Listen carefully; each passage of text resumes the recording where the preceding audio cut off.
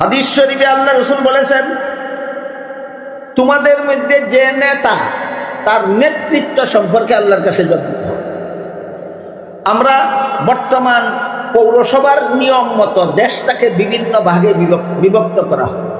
কোনো কোনো দেশকে কয়েকটা প্রদেশে বিভক্ত করা হয়, আবার কোনো কোনো দেশে প্রদেশ ছাড়াই কয়েকটা বিভাগে বিভক্ত করা হয়। কোনো কোনো দেশে বিভাগ ছাড়াই দেশকে কতগুলি জেলায় বিভক্ত করা হয়। জেলাগুলিকে আবার বিভিন্ন উপজেলায় বিভক্ত করা হয়। উপজেলাগুলিকে আবার ইউনিয়নে বিভক্ত করা হয়। ইউনিয়নগুলিকে আবার ওয়ার্ডে বিভক্ত করা হয়। অবস্থাটা বুঝে থাকলে এবার বলুন, একটা ওয়ার্ডের মেম্বার যিনি, তিনি তার ওয়ার্ডের জনগণের নেতা কিনা? নেতা। একটা ইউনিয়নের চেয়ারম্যান যিনি, তিনি তার ইউনিয়নের জনগণের জন্য নেতা কিনা? নেতা। একটা জেলার ডিসি যিনি, তিনি জেলার সমস্ত জনগণের নেতা কিনা? একটা বিভাগের গভর্নর যিনি, তিনি বিভাগের সমস্ত জনগণের নেতা কিনা? একটা দেশের প্রেসিডেন্ট অথবা প্রধানমন্ত্রী যিনি, তিনি সারা দেশবাসীর নেতা কিনা? নেতা। এটা বুঝার ফলে এবার বুঝেন, হাদিস বুঝেন। আল্লাহ রাসূল বলেন, তুমি যে স্তরের নেতা হয়ে থাকো না কেন, সেই স্তরের জনগণকে হালাল পথে পরিচালনা করেছো দুনিয়াতে না হারাম পথে পরিচালনা করেছো, আল্লাহর দেওয়া বিধান তোমার অধীনস্থ জনগণের উপর প্রয়োগ করেছো কিনা, সেই ব্যাপারে তোমাকে কাল হাসরের মাঠে আল্লাহর আদালতে আসামির কাঠগড়ায় দাঁড়িয়ে জবাবদিহি দিতে হবে। ওয়ার্ড মেম্বারকে হাসরের দিন আল্লাহর কাছে জবাব দিতে হবে, তোমার ওয়ার্ডে কতজন নারীকে বেপরদা চলতে দিছ? তোমার ওয়ার্ডের কতজন পুরুষকে বেপরদা জীবনযাপন করতে দিছ? ইউনিয়ন চেয়ারম্যানকে কিয়ামতের দিন আল্লাহর আদালতে আসামির কাঠগড়ায় দাঁড়িয়ে জবাব দিতে হবে, তোমার ইউনিয়নে কতজন চোরকে জীবনভর চুরি করার সুযোগ দিয়ে রেখেছ? তোমার ইউনিয়নের কতজন বদমাশকে সারা জীবন বদমাশি করার সুযোগ দান করেছ? ডিসি সাহেবকে কিয়ামতের দিন জেলার সমস্ত জনগণ সম্পর্কে হালাল পথে পরিচালনা করেছ? আল্লাহর বিধান প্রয়োগের মাধ্যমে হালাল হালাল হালাল জীবনযাপনের ব্যবস্থা দিয়েছ না হারাম পথে জীবনযাপন করার সুযোগ করে দিয়েছ? ডিসিদেরকে হাসরের মাঠে আল্লাহর আদালতে আসামির কাঠগড়ায় দাঁড়িয়ে জবাব দিতে হবে। আর যারা দেশের প্রেসিডেন্ট অথবা প্রধানমন্ত্রী, তিনি কতগুলি জেলার নেতা, কতগুলি ইউনিয়নের নেতা, ওয়ার্ডের নেতা না সারা দেশের নেতা? আল্লাহ রাসূল বলেন, সারা দেশের নেতারা আল্লাহর বিধান প্রয়োগে শান্তিপূর্ণ দেশ শাসন করেছ না আল্লাহর বিধানকে ডিনাই করে দেশে চুরি চামারি জিনা বদমাশি খুন খারাপি সন্ত্রাসী কর্মকাণ্ড চালিয়ে রেখেছ? এই ব্যাপারে কাল হাসরের মাঠে আল্লাহর আদালতে আসামির কাঠগড়ায় দাঁড়িয়ে প্রত্যেকটা দেশের শাসনকর্তাকে জবাব দিতে হবে।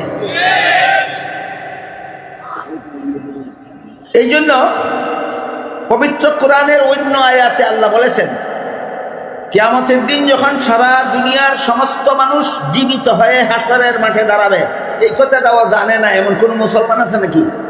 আমার তো মনে হয় নাই। কিয়ামতের দিন সারা দুনিয়ার সমস্ত মানুষ জীবিত হয়ে যখন হাসরের মাঠে দাঁড়াবে, নীরব নিস্তব্ধ হয়ে থাকবে হাসরের মাঠ। কারো কথা বলা দূরের কথা, টু শব্দটা উচ্চারণ করার সাহস থাকবে না। সেই নীরবতায় ভঙ্গ দিয়ে আল্লাহ পাক রব্বুল আলামিন সর্বপ্রথম প্রশ্ন করবেন, লিমানিল মুলকুল ইয়াউম, আজকের শাসন ক্ষমতা কার? আয়াতের ব্যাখ্যায় তাফসীরের কিতাবে লিখেছেন, হাসরের মাঠে আল্লাহ সর্বপ্রথম শাসন ক্ষমতার প্রশ্ন করবেন কেন? বুঝতে পারতেছেন কথা? তাইলে হাসরের মাঠের নীরবতা ভঙ্গ দিয়ে আল্লাহ সর্বপ্রথম যেই প্রশ্ন করবেন, এটা কি ঈমান আমল ইবাদত বন্দেগীর প্রশ্ন না শাসন ক্ষমতার প্রশ্ন? হ্যাঁ, লিমানিল মুলকুল ইয়াউম, আজকের শাসন ক্ষমতা কার? প্রশ্নের জবাব কি হবে এটা একটু পরে আমরা শুনি। আয়াতের ব্যাখ্যায় তাফসীরের কিতাবে লেখা আছে, হাসরের মাঠে আল্লাহ পাক রব্বুল আলামিন সর্বপ্রথম প্রশ্ন শাসন ক্ষমতা সম্পর্কে করবেন কেন?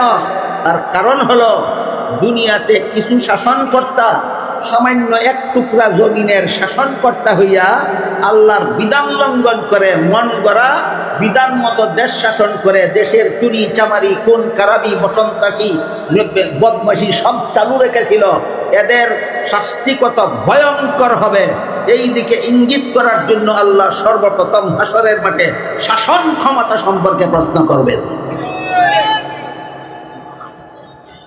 বুঝে থাকলে এবার বলুন তো, হাসরের মাঠে আল্লাহ সর্বপ্রথম প্রশ্ন করবেন কোন ব্যাপারে? শাসন ক্ষমতার ব্যাপারে। লিমানিল মুলকুল ইয়াউম, আজকের শাসন ক্ষমতা কার? কেউ জবাব দিবে দূরের কথা, টু শব্দ বলার সাহস পাবে না। তখন আল্লাহর প্রশ্নের জবাবে আল্লাহ নিজেই বলবেন লিল্লাহিল ওয়াহিদিল কাহ্হার, মহারাগে রাগান্বিত আল্লাহর জন্য একমাত্র আজকের শাসন ক্ষমতা। এর আগে আর একটা কথা ক্লিয়ার করি, দুনিয়ার জীবনে কিছু মানুষ কোন দেশের শাসন ক্ষমতা পেয়েছিল, পেয়ে আল্লাহর বিধান বাস্তবায়ন না করে আল্লাহর বিধানে শান্তি নাই বলে মন গড়া বিধানে দুঃশাসন করেছিল, এদের শাস্তি কত ভয়ঙ্কর হবে এটা বুঝাবার জন্য হাসরের মাঠে আল্লাহ সর্বপ্রথম শাসন ক্ষমতার প্রশ্ন করবেন। এখানে আবার প্রশ্ন জাগে, তাহলে আল্লাহ যে পৃথিবীতে বিভিন্ন দেশের শাসন ক্ষমতা কোন মানুষকে প্রদান করেন, সেই দেশের মালিক কি যাকে শাসন ক্ষমতা বানান সে হয়?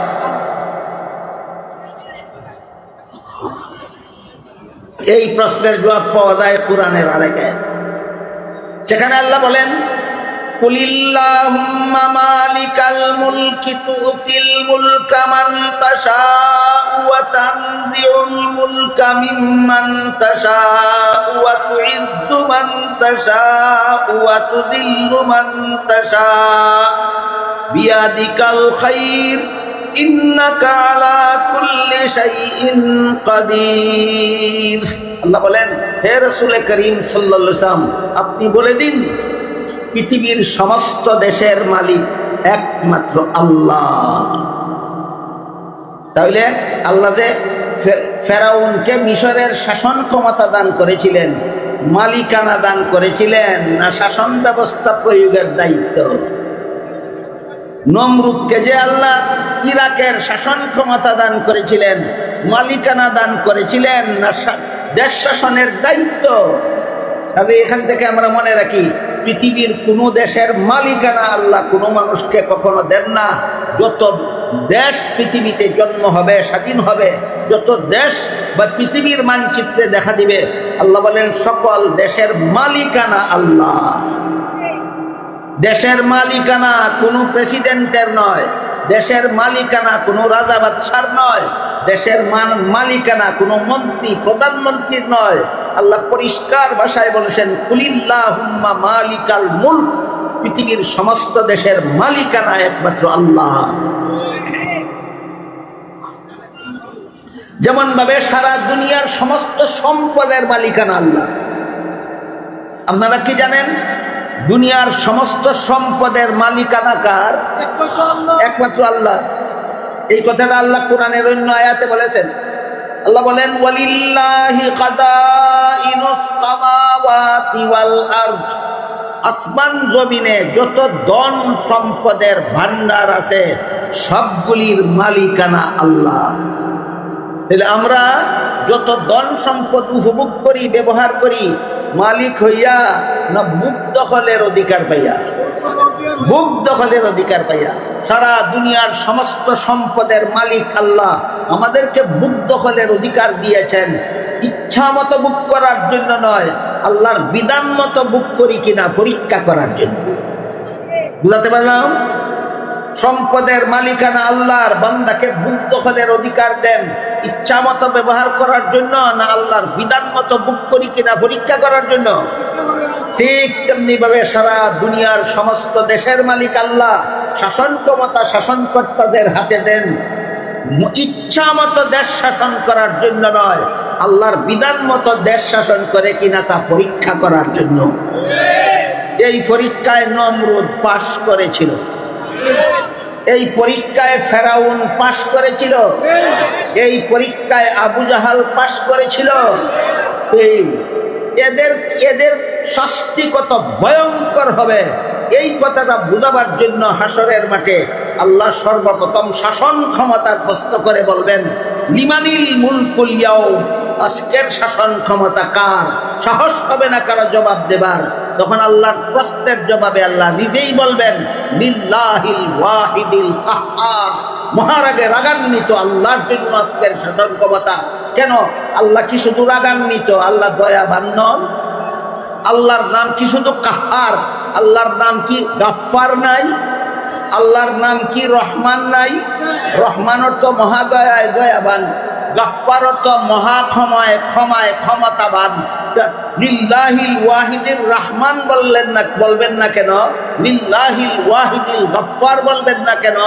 হাসরের মাঠে শাসন ক্ষমতার প্রশ্নের জবাবে আল্লাহ লিল্লাহিল ওয়াহিদিল কাহ্হার বলবেন কেন? মহারাগে রাগান্বিত আল্লাহর জন্য আজকের শাসন ক্ষমতা বলবেন কেন? প্রশ্নের জবাব তাফসীরের কিতাবে লেখা আছে। যারা কিছুদিনের জন্য এক টুকরা জমিনের শাসন ক্ষমতা পাইয়া আল্লাহর বিধানের দ্বারা দেশ শাসন করলে শান্তি হবে না, এইরকম কুফরি আকীদা পোষণ করেছিল, আজকে বুঝা লইবা তোমাদের শাস্তি কত ভয়ঙ্কর হয়।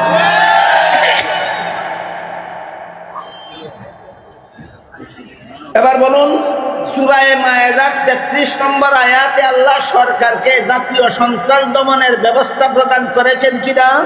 করেছেন। কোথায়? আদালতে। কোথায়? আদালতে। কিন্তু এই আদালতে সন্ত্রাস দমনের এই যে ব্যবস্থা আল্লাহ আদালতে প্রদান করার বর্ণনা সূরা মায়েদার 33 নম্বর আয়াতে দিয়েছেন, এটার জন্য একটা শর্ত আছে। শর্তটা কি? যদি সরকারি বাহিনী সন্ত্রাসীদেরকে গ্রেফতার করে আদালতে হাজির করতে যদি সক্ষম হয়, তাহলে এদের সন্ত্রাস দমন ব্যবস্থা 33 নম্বর আয়াতের বিবরণ মতে আদালতে হবে। তাহলে আদালতে সন্ত্রাসীদের বিচার হবে 4 পদ্ধতিতে। সরকারি বাহিনী সন্ত্রাসীদেরকে গ্রেফতার করে আদালতে হাজির করতে সক্ষম না হলে, না সক্ষম হলে? হ্যাঁ, সক্ষম হলে। কিন্তু যদি কোনো সন্ত্রাসী দলকে সরকারি বাহিনী গ্রেফতার করতে ব্যর্থ হয়, 10 জন পুলিশ গেল সন্ত্রাসীকে গ্রেফতার করার জন্য, 50 জন সন্ত্রাসী অস্ত্র নিয়ে পুলিশের মোকাবেলার জন্য দাঁড়িয়ে গেল, পরিস্থিতি যদি এমন দাঁড়ায়, তাইলে কি এই সন্ত্রাস দমন ব্যবস্থা আর আদালতের মাধ্যমে সম্ভব? সম্ভব নয়।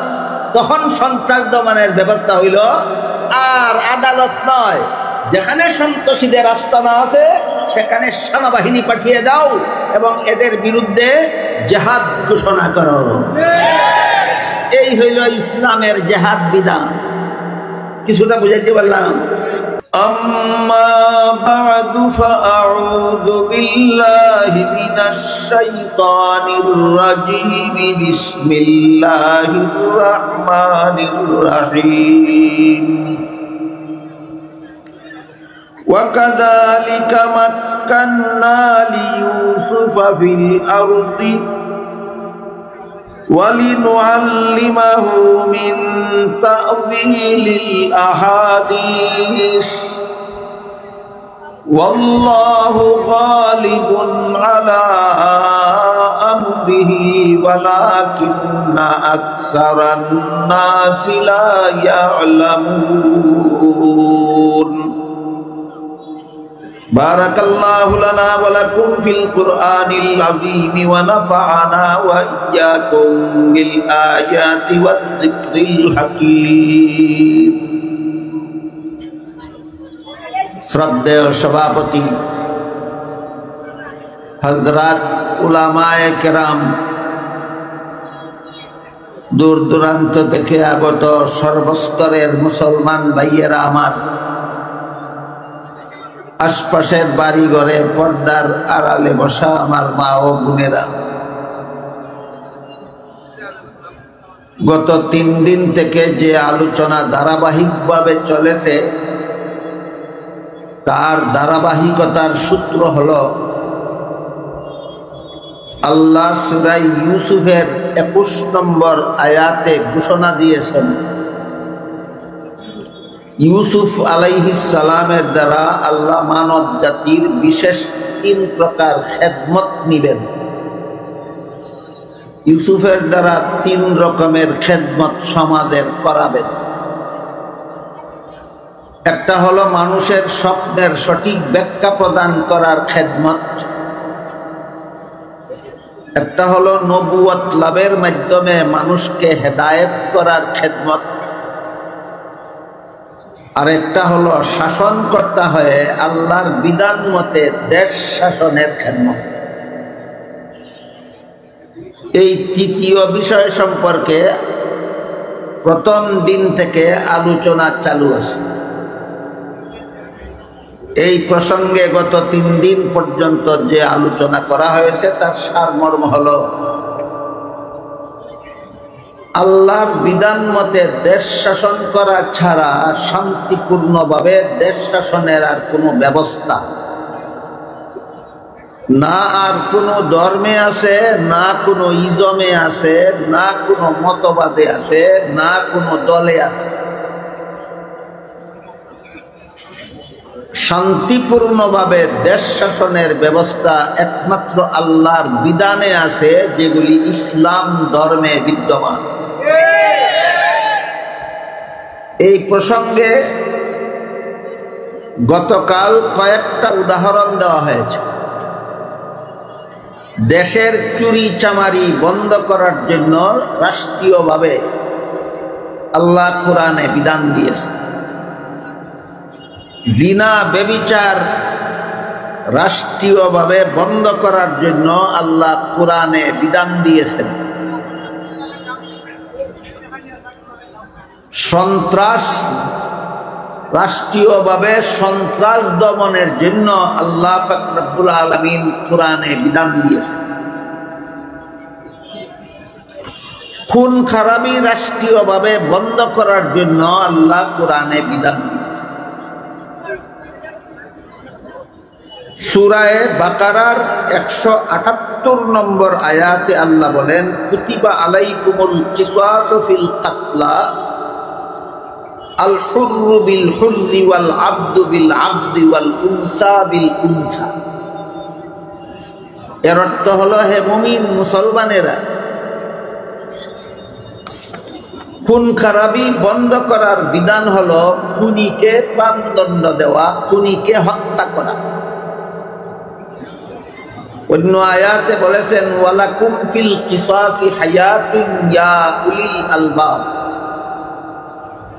মর্ম হলো, যেই দেশে সরকারিভাবে খুনিকে হত্যা করার বিধান কার্যকর করবে সেই দেশের খুন খারাপি বন্ধ হয়ে যাবে। যেই দেশে খুনিকে প্রাণদণ্ড দেওয়ার বিধান, আল্লাহ প্রদত্ত বিধান সরকারিভাবে বাস্তবায়ন করা হবে না, সেই দেশের খুন খারাপি কোনোদিন বন্ধ হবে না। তাহলে দেশে খুন খারাপি বন্ধ করার সার্থক বিধান, সফল বিধান আল্লাহ কোরআনে দিলেন কিনা? কোন সূরার কত নম্বর আয়াতে? সূরাতুল বাকারার 171 নম্বর আয়াত। এইভাবে রাষ্ট্রীয়ভাবে সকল প্রকার অপরাধ দমনের বিধান আর কোনো ধর্মে নাই, আর কোনো মতবাদে নাই, আর কোনো ইজমে নাই, আছে একমাত্র ইসলাম। এই জন্য আল্লাহ ইসলাম সম্পর্কে বলেন, আল ইয়াউমা আকমালতু লাকুম দীনাকুম, তোমাদের ইসলামের বিধিবিধানকে আমি আল্লাহ পরিপূর্ণ করে দিলাম। আমার মনে হয় আপনাদের অনেকের জানা থাকার কথা, আমাদের বর্তমান বাংলাদেশে খুনের বিচারের ব্যাপারে যে আইন আছে সেটা হইল, আদালত থেকে যদি খুনিকে প্রাণদণ্ড দেবার রায় হয়ে যায় আর সেই খুনের আসামি যদি দেশের প্রেসিডেন্টের কাছে প্রাণ ভিক্ষা চায়, এই প্রাণ ভিক্ষা কথাটা ইমানের সাথে সাংঘর্ষিক। ইমানের সাথে সাংঘর্ষিক কেন? প্রাণের মালিককে ভিক্ষা চাইলা কার কাছে? যে মালিক না সে ভিক্ষা দিব কিভাবে? এই 18 কোটি জনগণের প্রাণের মালিক কি প্রেসিডেন্ট না আল্লাহ? মালিককে আর ভিক্ষা চাইলা কার কাছে? এই কারণে এই প্রচলিত আইনের এই অংশটাই ঈমানের সাথে সাংঘর্ষিক। তার পরবর্তী কথা হইল, কোন খুনির বিরুদ্ধে যদি আদালতে ফাঁসির রায় হয়ে যায়, এরপরে যদি সেই খুনি প্রেসিডেন্টের কাছে প্রাণ ভিক্ষা চায়, আর প্রেসিডেন্ট যদি তারে প্রাণ ভিক্ষা দিয়া দেয়, কোত্থেকে দিল? তার জুলিতে কতগুলি প্রাণ থাকে? প্রেসিডেন্টের জুলির মধ্যে কটা প্রাণ থাকে? কতজন খুনিয়ে চাইলে প্রাণ ভিক্ষা দিতে পারবে? তাহলে এগুলি হইল আজে বাজে কথা। প্রাণ আবার ভিক্ষা দেয় কেন? আর প্রাণ একজন মানুষে আরেকজন মানুষকে প্রাণ ভিক্ষা দেয় কিভাবে? তারপরও প্রচলিত আইন হইল, সেই খুনি প্রেসিডেন্টে যদি বলে আমি তোমাকে প্রাণ ভিক্ষা দিলাম, তাহলে সেই খুনি তার ফাঁসির হুকুম থেকে খালাস পেয়ে যাবে। এইটা হলো খুন খারাপি বন্ধ করার ব্যবস্থা। ঠিক আর ঠিক একটু বুঝে শুনে বলবেন। আদালত থেকে রায় হয়ে গেল তুমি খুনি, তোমার প্রাণদণ্ড কার্যকর করতে হবে। প্রেসিডেন্টে কয় প্রাণ ভিক্ষা দিয়া দিলাম, আইনে কয় খালাস। এই হইল খুন খারাপি বন্ধ করার ব্যবস্থা না চালু করার ব্যবস্থা? দেশে খুন খারাপি চালু করার ব্যবস্থামূলক আইন আছে। আল্লাহ কোরআনে বলেন খুন খারাপি বন্ধ করার ব্যবস্থা, খুনিকে ভিক্ষা দেওয়া নয়, খুনিকে প্রাণ ভিক্ষা দেওয়া নয়। আল্লাহ কোরআনে বলেন দেশের খুন খারাপি বন্ধ করার একমাত্র ব্যবস্থা খুনিকে হত্যা করা ছাড়া দেশের খুন খারাপি বন্ধ করার বিকল্প কোনো ব্যবস্থা নয়। এরপরে চুরি চামারি বন্ধ করার ব্যবস্থা দিয়েছেন আল্লাহ পাক রব্বুল আলামিন পবিত্র কোরআনের সূরা মায়েদার 38 নম্বর আয়াত। সেখানে আল্লাহ বলেন ওয়াস-সারিকু ওয়াস-সারিকাতু ফাকতাউ আইদিয়াহুমা, চোর পুরুষ হোক অথবা নারী হোক, চোরের হাত কেটে দাও। হুকুম দিয়েছেন আল্লাহ সূরা মায়েদার 38 নম্বর আয়াতে।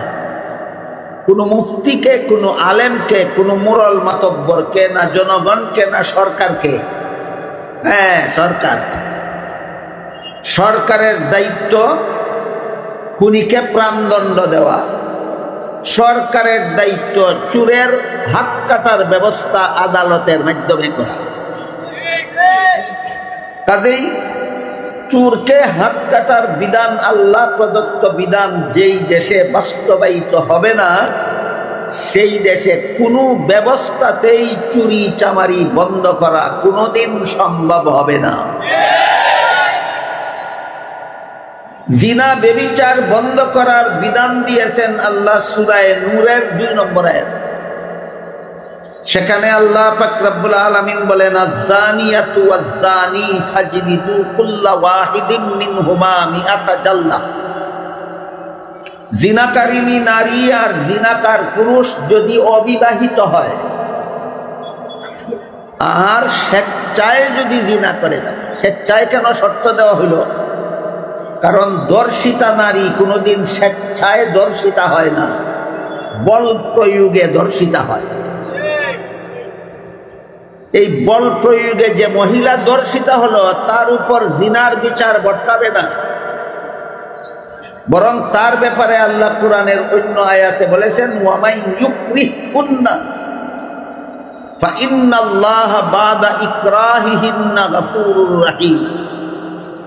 কোন মহিলা যদি জিনার ইচ্ছায় নয় বরং কোন পুরুষে বল প্রয়োগে কোন মহিলার সাথে যদি জবরদস্তিমূলক ভাবে জিনা করে, জিনা তো হইল, কিন্তু বলেন মহিলার ইচ্ছায় না অনিচ্ছায়, সেখানে মহিলা পাবে আদালতে খালাস। মহিলা আদালতের বিচারে কি হবে? আর যে বল প্রয়োগে জিনা করেছে যদি সে অবিবাহিত হয় তাহলে তাকে 100 বেত্রাঘাত করা হবে। এবার বলেন তো, জিনা ব্যভিচার বন্ধ করার যে বিধান আল্লাহ দিলেন সূরা নূরের 2 নম্বর আয়াতে, অবিবাহিত স্বেচ্ছায় জিনাকার জিনাকারিনীকে 100 বেত্রাঘাত করার যে বিধান দিলেন, প্রয়োগ করার দায়িত্ব কার? সরকারের। গতকাল কিছুটা বলেছি। যেই দেশের সরকার জিনা বন্ধ করার জন্য জিনাকারকে বেত্রাঘাত করবে না, যেই দেশের সরকার চুরি চামারি বন্ধ করার জন্য চোরের হাত কাটার ব্যবস্থা করবে না, যেই দেশের সরকার খুন খারাবি বন্ধ করার জন্য খুনিকে প্রাণদণ্ড দেওয়ার ব্যবস্থা করবে না, এই দেশে যত খুন হবে, যত চুরি হবে, যত বদমাশি হবে, সবগুলির সাজা সমস্ত চোরের দল, সমস্ত খুনি, সমস্ত বদমাশ যে পরিমাণ শাস্তি ভোগ করবে, যে সরকারে আল্লাহ প্রদত্ত বিধান প্রয়োগের মাধ্যমে অপকর্মগুলি বন্ধ করল না, সেই সরকারকে একা সকল অপরাধীদের সমান শাস্তি পরকালে ভোগ করতে হবে। তারপর সন্ত্রাস দমনের ব্যবস্থা প্রদান করেছেন আল্লাহ সূরা মায়েদার 33 নম্বর আয়াত। সেখানে আল্লাহ বলেন, ইন্নামা জাযাউল লাযীনা ইউহারিবুনাল্লাহা ওয়া রাসূলাহু ইলা আখিরিল আয়াত। এটা সূরা মায়েদার 33 নম্বর আয়াত। আমি গতকাল আপনাদের সামনে তিলাওয়াত করেছি। সূরা মায়েদার 33 নম্বর আয়াতে আল্লাহ দেশের যাবতীয় সন্ত্রাস বন্ধ করার ব্যবস্থা প্রদান করেছেন। আপনারা দুনিয়াতে যত ধর্ম চালু আছে খুঁজে দেখেন, রাষ্ট্রীয়ভাবে এই সমস্ত অপকর্ম বন্ধ করার ব্যবস্থা কোনো ধর্মে নাই। রাষ্ট্রীয়ভাবে এই সমস্ত অপকর্ম বন্ধ করার ব্যবস্থা কোনো ধর্মে নাই। সুতরাং ধর্মগুলি কমপ্লিট না ইনকমপ্লিট? অন্য সবগুলি ধর্ম ইনকমপ্লিট। একমাত্র কমপ্লিট ধর্ম যদি দুনিয়াতে থাকে একমাত্র ইসলাম। কথাটা বুঝাতে গিয়ে আবার অনেকে পেঁচ লাগাইয়া দেয়। কথাটা হইল ইসলাম একমাত্র পরিপূর্ণ ধর্ম, অন্যান্য ধর্মের মতো অপূর্ণ ধর্ম নয়। এই কথাটা বলতে গিয়ে অনেকে বলে ফেলে ইসলাম কোনো ধর্ম নয়। কি বুঝলেন আপনারা? ইসলাম কোনো ধর্ম নয়, না অন্যান্য ধর্মের মতো অপূর্ণ ধর্ম নয়। ইসলাম কোনো ধর্ম নয়, এটা যদি না বুঝে বলে থাকে তাহলে এটা নিয়ে কোনো সমালোচনা করব। বুঝে শুনে যদি কেউ বলে ইসলাম কোনো ধর্ম নয়, তাহলে সে মুসলমানই থাকবে। এই পেঁচ লাগায় কেন? কারণ কথাটা ক্লিয়ার করা দরকার। ইসলাম অন্যান্য ধর্মের মতো অপূর্ণ ধর্ম নয়, ইসলাম একটা পরিপূর্ণ ধর্ম। এখানে রয়েছে মানব জীবনের সর্বযুগের সর্বলোকের সব সমস্যার সমাধান। ব্যক্তি জীবনের সব সমস্যার সমাধান, পারিবারিক জীবনের সব সমস্যার সমাধান, সামাজিক জীবনের সব সমস্যার সমাধান, রাষ্ট্রীয় জীবনের সব সমস্যার সমাধান, আন্তর্জাতিক জীবনের সব সমস্যার সমাধান। এই প্রসঙ্গে উদাহরণ দিতে গিয়া গতকাল বলেছিলাম, সব সমস্যার মধ্যে সন্ত্রাস তো একটা সমস্যা। রাষ্ট্রীয় যত সমস্যা আছে এর মধ্যে সন্ত্রাস হয় একটা সমস্যা। বলেন এর সমাধান ইসলামে নাই। কোন সূরার কত নম্বর আয়াতে? সূরা মায়েদার 33 নম্বর আয়াতে সমাধান দিয়ে আল্লাহ কি বলেছেন একটু পরে বলি। সন্ত্রাস কাকে বলে গতকাল বলেছি, যাদের মনে নাই আবার স্মরণ করে দেন। দল বেঁধে অস্ত্র নিয়ে নির্দোষের উপর হামলা করার নাম সন্ত্রাস। দল বেঁধে অস্ত্র নিয়ে নির্দোষের উপর হামলা করার নাম সন্ত্রাস। গতকাল বলেছি এটা এক পর্যায়ে দুই প্রকার, একটা জাতীয় সন্ত্রাস, একটা আন্তর্জাতিক সন্ত্রাস। গতকাল আন্তর্জাতিক সন্ত্রাস সম্পর্কে সামান্য আবাল দিয়েছি আপনাদের। 2001 সালের 11 সেপ্টেম্বরে আমেরিকান টুইন টাওয়ারে আমেরিকান পাইলট আমেরিকান ফ্লাইট দিয়া আমেরিকান টুইন টাওয়ারে আমেরিকান প্যাসেঞ্জারকে নিয়ে টুইন টাওয়ারে আঘাত করে ধ্বংস করেছিল। যা 2001 সালের 11 সেপ্টেম্বরের ঘটনা। টুইন টাওয়ার আমেরিকান এয়ারপোর্ট থেকে উড্ডীন হলো আমেরিকান ফ্লাইট, আমেরিকান প্যাসেঞ্জার নিয়ে, আমেরিকান পাইলটে আমেরিকান টুইন টাওয়ার আঘাত করে ধ্বংস করল। বুঝে থাকলে বলুন তো, এই ধ্বংসযজ্ঞের সাথে আফগানিস্তানের মুসলমানদের কি সম্পর্ক? এই লাল কুত্তার দলে কয় আফগানিস্তানের মুসলমানেরা ঘটনাটা ঘটাইছে, আফগানিস্তানের মুসলমানেরা ঘটনাটা ঘটাইছে। তাহলে ঘটনাটা কে ঘটাইছে এটা আলামত বোঝার জন্য আরেকটা, এটা বোঝার জন্য আপনাদেরকে আরেকটা আলামত আমি বলি। এই টুইন টাওয়ারে কয়েক হাজার ইহুদি কর্তব্যরত ছিল। ঘটনার দিন একটা ইহুদিও টুইন টাওয়ারে উপস্থিত হয়নি। আলামতে বোঝা যায় তারা আগের থেকে ঘটনাটা যে ঘটবে জানতো না। তাহলে এটা কি কোনো দুর্ঘটনা না সাজানো নাটক? শুধু মুসলমানদের উপর সন্ত্রাসী হামলা চালাবার জন্য লাল কুত্তার দলে এমন একটা নাটক সাজাইয়া নির্দোষ নিরীহ আফগানি মুসলমানদের উপর হামলা করেছে দীর্ঘ 20 বছর। কতদিন? দীর্ঘ 20 বছর। আমেরিকার থেকে আসলো আফগানি মুসলমানদেরকে মারার জন্য 20 বছর হামলা চালাই। খালি একা এসেছিল না দল বেঁধে এসেছিল? খালি হাতে এসেছিল না অস্ত্র নিয়ে? দোষীর উপর হামলা করলো না নির্দোষী? এক দেশ থেকে আসলো আর এক দেশে হামলা চালালো। এটা জাতীয় সন্ত্রাস না আন্তর্জাতিক? সুতরাং আফগানিস্তানে আমেরিকানদের হামলা এটা আন্তর্জাতিক সন্ত্রাস। গতকালই ব্যাপারে যথেষ্ট বলিছি, আজকে আর এদিকে যাব না, অন্য অনেক জরুরি কথা বাকি আছে। আরেক প্রকার সন্ত্রাস আছে জাতীয় সন্ত্রাস। এক দেশের থেকে গিয়ে আরেক দেশে হামলা করে না, দেশের ভিতরে একদল দলবদ্ধভাবে সংঘবদ্ধভাবে অস্ত্র নিয়ে কোনো না কোনো নিরীহ মানুষের উপর, নির্দোষের উপর হামলাকারী যেই দেশের আক্রান্ত যদি সেই দেশের মানুষ হয়, তাইলে এটা আন্তর্জাতিক সন্ত্রাস নয়, এটা জাতীয় সন্ত্রাস। এরকম একটা জাতীয় সন্ত্রাস সংগঠিত হয়েছিল মুহাম্মদুর রাসূলুল্লাহ সাল্লাল্লাহু আলাইহি ওয়াসাল্লামের জমানায়।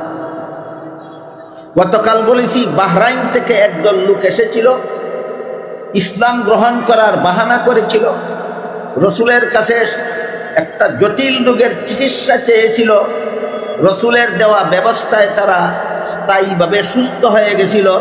তারপরে ইসলাম ধর্ম ত্যাগ করে মুরতাদ হয়ে রাসূলের রাখালের উপর সন্ত্রাসী হামলা করে তাকে হত্যা করেছিল এবং উটের পাল ছিনতাই করে নিয়ে যেখান থেকে এসেছিল সেখানে রওনা হয়ে গেছে। রাসূল খবর পেয়ে সাহাবায়ে কেরামদেরকে পাঠালেন। সাহাবায়ে কেরাম তাদের সবাইকে গ্রেফতার করে রসুলের দরবারে হাজির করলেন। এই রসুলের আদালতে যে রাষ্ট্র রসুল প্রতিষ্ঠা করেছিলেন, যে রাষ্ট্র রসুল নিজের জীবনের শেষ 10টি বছর, যে রাষ্ট্র পৃথিবীর সমস্ত রাষ্ট্র পরিচালকদের আদর্শ হিসাবে, মুহাম্মদুর রাসূলুল্লাহ আদর্শ রাষ্ট্রনায়ক হিসাবে দীর্ঘ 10 বছর শাসন করেছিলেন, রসুলের শাসনামলে রাসূলের আদালতে এই প্রথম জাতীয় সন্ত্রাসীদের উপস্থিত করা হলো বিচারের জন্য। এই ঘটনাকে কেন্দ্র করে জাতীয় সন্ত্রাসীদের দমন ব্যবস্থা সরকারকে শিক্ষা দিয়ে আল্লাহ সূরা মায়েদার 33 নম্বর আয়াত নাযিল করেন। তাহলে সূরা মায়েদার 33 নম্বর আয়াতটা তো আল্লাহ নাযিলই করেছেন সরকারকে জাতীয় সন্ত্রাস দমনের ব্যবস্থা দিয়ে। মায়েদার 33 নম্বর আয়াতটা আল্লাহ নাযিলই করেছেন নামাজ রোজা করার, ইবাদত বন্দেগী করার ব্যবস্থা দিয়া, না জাতীয় সন্ত্রাস দমনের ব্যবস্থা দিয়া? এবার আমরা বোঝার চেষ্টা করব। তাহলে এখানে আল্লাহ কি ব্যবস্থা দিলেন? একটা দেশের সরকার দেশের সন্ত্রাস দমনের কি ব্যবস্থা আল্লাহ দিলেন? আল্লাহ এখানে সন্ত্রাসী কর্মকাণ্ডকে 4 ভাগে ভাগ করেছে। সন্ত্রাসী কর্মকাণ্ড 4 প্রকার। প্রথম প্রকার হলো দল বেঁধে অস্ত্র নিয়ে নির্দোষের উপর হামলা করার পর এই নির্দোষকে হত্যা করলো এবং তার ধন সম্পদ লুণ্ঠন করলো। এটা হলো এক প্রকারের সন্ত্রাসী হামলা। দ্বিতীয় প্রকার সন্ত্রাসী হামলা হলো দল বেঁধে অস্ত্র নিয়ে নির্দোষের উপর হামলা করে হত্যা করেছে কিন্তু লুণ্ঠন করতে পারেনি, দ্বিতীয় প্রকার সন্ত্রাসী কর্মকাণ্ড। তৃতীয় প্রকার হলো দল বেঁধে অস্ত্র নিয়ে নির্দোষের উপর হামলা করে সম্পদ লুণ্ঠন করেছে কিন্তু সম্পদের মালিককে হত্যা করেনি, যে হইল তৃতীয় প্রকার সন্ত্রাসী হামলা। চতুর্থ প্রকার হলো দল বেঁধে অস্ত্র নিয়ে লুণ্ঠনও করতে পারেনি, হত্যাও করেনি, তবে হামলা করেছিল। এটা হইল চতুর্থ প্রকার সন্ত্রাসী কর্মকাণ্ড। সরকারকে আল্লাহ শিক্ষা দিতেছেন, আগে সন্ত্রাসী কর্মকাণ্ড কত প্রকার বুঝো, তারপরে আমি তোমাকে শিক্ষা দিব কোন প্রকার সন্ত্রাসী কর্মকাণ্ড বন্ধ করার ব্যবস্থা কি হবে। আল্লাহর দেওয়া ব্যবস্থাটা বোঝার আগে 4 প্রকার কর্মকাণ্ড আমরা বুঝলাম কিনা দেখি। প্রথম প্রকার হইল হামলা চালাইয়া খুনও করছে, লুণ্ঠনও করছে। দ্বিতীয় প্রকার হইল শুধু খুন করছে, লুণ্ঠন করছে না। তৃতীয় প্রকার হইল শুধু লুণ্ঠন করছে, খুন করছে না। আর চতুর্থ প্রকার হইল খুন লুণ্ঠন কোনোটাই করতে পারছে না, তবে হামলা করেছিল। এবার বলেন কত প্রকার হইল? 4টা। প্রথম প্রকারের সন্ত্রাসী কর্মকাণ্ড দমন করার ব্যবস্থা শিক্ষা দিয়া আল্লাহ কুরআনের সূরা মায়েদার 33 নম্বর আয়াতে বলেন, সন্ত্রাসী ব্যক্তি না সন্ত্রাসী দল? ব্যক্তি সন্ত্রাসী হয় না দল সন্ত্রাসী হয়? এটা গতকাল পরিষ্কারভাবে বলা হয়। একা একা কেউ সন্ত্রাসী হতে পারে না, দলীয় শক্তির দ্বারা মানুষ সন্ত্রাসী হয়। সুতরাং প্রথম প্রকার সন্ত্রাসী কর্মকাণ্ডের দমন ব্যবস্থা শিক্ষা দিয়া আল্লাহ পাক রব্বুল আলামিন বলেন, যে সমস্ত সন্ত্রাসীরা হামলা করে খুনও করেছে, লুণ্ঠনও করেছে, ওই বাহরাইন থেকে আগত সন্ত্রাসীরা এই 2 প্রকার অপরাধ করেছে। রাখালকে খুনও করেছে, রাখালের উটগুলি লুণ্ঠনও করেছে। প্রথম প্রকার সন্ত্রাসী কর্মকাণ্ড। আল্লাহ বলেন, এমন সন্ত্রাসীদেরকে সদল বলে, একটা সদস্যকেও বাদ দেওয়া যাবে না। সবগুলি সদস্যকে প্রকাশ্যে শুলিতে চড়িয়ে হত্যা করো, সরকারের দল, যদি দেশের সন্ত্রাস বন্ধ করতে চাও। কুরআনে সন্ত্রাস দমনের কোনো ব্যবস্থা আল্লাহ সরকারকে শিক্ষা দেননি। প্রথম প্রকার সন্ত্রাস দমন ব্যবস্থা হইল এদেরকে সদল বলে প্রকাশ্যে জনতার সামনে শুলিতে চড়িয়ে হত্যা করে। এলো প্রথম প্রকার সন্ত্রাস দমন ব্যবস্থা। দ্বিতীয় প্রকার সন্ত্রাস দমন সন্ত্রাস হইল হামলা করে খুন করেছে কিন্তু লুণ্ঠন করেনি। এদের ব্যাপারে আল্লাহ এই সূরা মায়েদার 33 নম্বর আয়াতে সরকারকে নির্দেশ দিয়া বলেন, দ্বিতীয় প্রকার সন্ত্রাসী কর্মকাণ্ড যারা করেছে এদেরকে শুলিতে নয়, স্বাভাবিকভাবে হত্যা করো, তবে দলের একটাও যেন হত্যার থেকে রেহাই না পায়। এখানে তাফসীরের কিতাবে একটা প্রশ্ন উত্থাপন করা হয়েছে, সেই প্রশ্নের জবাবটা অত্যন্ত গুরুত্বপূর্ণ। ধরেন একটা সন্ত্রাসী দলের মধ্যে 50 জন সদস্য আছে। 50 জন লোকে একসাথে কি একটা মানুষকে মারার জন্য গুলি করে না 1-2 জনে গুলি করে? খুনি কি 50 জন হইল না খুনি 1-2 জন হইল? কিন্তু সন্ত্রাস দমন ব্যবস্থাতে আল্লাহ বলেন, যদিও গলা কেটে থাকে 1-2 জনে, যদিও ছুরিকাঘাত করে থাকে 1-2 জনে, যদিও লাঠি দিয়ে নিরীহের মাথায় বাড়ি দিয়ে থাকে 1-2 জনে, কিন্তু সরকারের দেখতে হবে এদের দলের সদস্য কত। যদি দেখা যায় দলের সদস্য 50 জন কিন্তু মারছে 3 জনে, আল্লাহ বলেন 3 জনকে হত্যা করলে হবে না, 50টাকেই হত্যা করতে হবে। এখানে 2টা কথা আছে। একটা কথা হইল সাধারণ খুনের বিচারে আর সন্ত্রাসের বিচারে বেশ কম আছে। সাধারণ খুনের বিচার হইল শুধু খুনিকে হত্যা করো। সাধারণ খুনের বিচার কি? শুধু খুনিকে হত্যা করো। কিন্তু সন্ত্রাসী খুনি যারা, আল্লাহ বলেন শুধু খুনিকে হত্যা করলে হবে না, তার দলের যত সদস্য আছে সবটির হত্যা করো। আর এর কারণ কি? তাফসীরের কিতাবে লেখা আছে, কারণ হইল 50 সদস্য বিশিষ্ট সন্ত্রাসী দলের 3 জনে যে একটা নিরীহ মানুষকে পিটাইয়া মারল, 3 জনের বলে না বাকি 47 জনের সহযোগিতা। সুতরাং অপরাধে সবটি সমান। অপরাধে সব কি বুঝে থাকলে এবার বলেন তো আল্লাহর বিধানে সাধারণ খুনের বিচারে আর সন্ত্রাসীদের খুনের বিচার একরকম? আকাশ পাতাল ব্যবধান, আকাশ পাতাল ব্যবধান।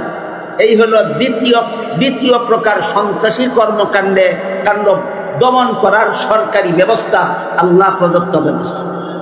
তৃতীয় প্রকার সন্ত্রাসী কর্মকাণ্ড হলো দল বেঁধে অস্ত্র নিয়ে হামলা চালিয়ে লুণ্ঠন করেছে, খুন করেনি। দ্বিতীয় ব্যবস্থা ছিল খুন করেছে, লুণ্ঠন করেনি। আর তৃতীয় ব্যবস্থা হইল লুণ্ঠন করেছে, খুন করেনি। আল্লাহ পাক রব্বুল আলামিন বলেন, এই সন্ত্রাসীদের সবগুলি সদস্যের এক পাশের হাত আর এক পাশের পা কেটে দাও, যেন সারা দেশের মানুষ জীবনভর এদের এক হাত এক পা কাটা দেখে আর কোনোদিন কোনো মানুষ যেন সন্ত্রাসী কর্মকাণ্ড চালাবার জন্য দল বাঁধার সাহস করতে না পারে। এটা হলো তৃতীয় প্রকার সন্ত্রাস দমন ব্যবস্থা। চতুর্থ প্রকার সন্ত্রাসী কর্মকাণ্ড হলো দল বেঁধে অস্ত্র নিয়ে নিরীহ নির্দোষের উপর হামলা করেছিল, তবে কোন লুণ্ঠন কোনোটাই করতে পারেনি। এদের ব্যাপারে আল্লাহ বিধান দিয়ে বলেন, এদেরকে জেলখানায় বন্দী করে দাও। জেলখানায় বন্দী করা হইল সন্ত্রাস দমনের লঘু শাস্তি, সব থেকে কম শাস্তি। সব থেকে কম শাস্তি সন্ত্রাস দমনের কি? সন্ত্রাসীদেরকে সদল বলে জেলখানায় বন্দী করে রাখা, এক দুজনকে না সমস্ত সদস্যকে। এর থেকে কঠিন শাস্তিটা হইল এক পাশের পা এক পাশের হাত কেটে দেওয়া, এক দুজনকে না সমস্ত সদস্যকে। এর থেকে কঠোর শাস্তি হইল সবগুলি সদস্যকে হত্যা করে ফেলা। এটা হইল দ্বিতীয় প্রকার সন্ত্রাসীদের দমন করার ব্যবস্থা। আর প্রথম প্রকার সন্ত্রাস দমন ব্যবস্থা হইল সন্ত্রাসী দলের সবগুলি সদস্যকে শুলিতে চড়িয়ে জনগণের সামনে হত্যা করো, ফাঁসিতে চড়িয়ে হত্যা করো। এটা হলো প্রথম প্রকার সন্ত্রাসী কর্মকাণ্ড দমন ব্যবস্থা। আল্লাহ প্রদত্ত সন্ত্রাস দমন ব্যবস্থাটা বুঝে থাকলে বলুন তো, 50 সদস্য বিশিষ্ট একটা সন্ত্রাসী দল, প্রত্যেকেরই অবৈধ অস্ত্র আছে। সন্ত্রাসী দলের কাছে বৈধ অস্ত্র থাকে না অবৈধ অস্ত্র? 50 সদস্য বিশিষ্ট একটা সন্ত্রাসী দল, সবার কাছে অবৈধ অস্ত্র আছে। এদেরকে শুলিতে চড়িয়ে 50টার 50টাকেই হত্যা করতে পারবে কোনো পাবলিক? এদেরকে শুলিতে চড়িয়ে হত্যা করতে পারবে কোনো মুফতি? এদেরকে শুলিতে চড়িয়ে হত্যা করতে পারবে কোনো আলেম? তাহলে এদেরকে হত্যা করার নির্দেশ দিলেন আল্লাহ কাকে? সরকারকে।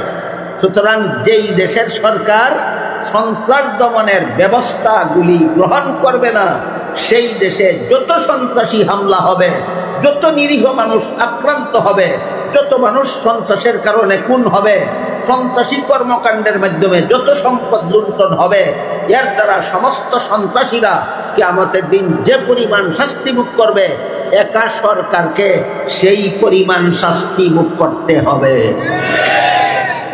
এই বিষয়টা বুঝাইয়ে এই হাদিস শরীফে আল্লাহ রাসূল বলেছেন, আলা কুল্লুকুম রাইন ওয়া কুল্লুকুম মাসউলুন আন রাইয়াতিহি।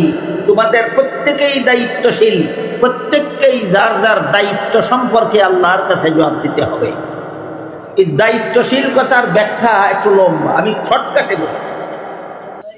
হাদিস শরীফে আল্লাহ রাসূল বলেছেন, তোমাদের মধ্যে যে নেতা, তার নেতৃত্ব সম্পর্কে আল্লাহর কাছে জবাব দিতে হবে। আমরা বর্তমান পৌরসভার নিয়ম মতো দেশটাকে বিভিন্ন ভাগে বিভক্ত করা হয়। কোনো কোনো দেশকে কয়েকটা প্রদেশে বিভক্ত করা হয়, আবার কোনো কোনো দেশে প্রদেশ ছাড়াওই কয়েকটা বিভাগে বিভক্ত করা হয়। কোনো কোনো দেশে বিভাগ ছাড়াই দেশকে কতগুলি জেলায় বিভক্ত করা হয়।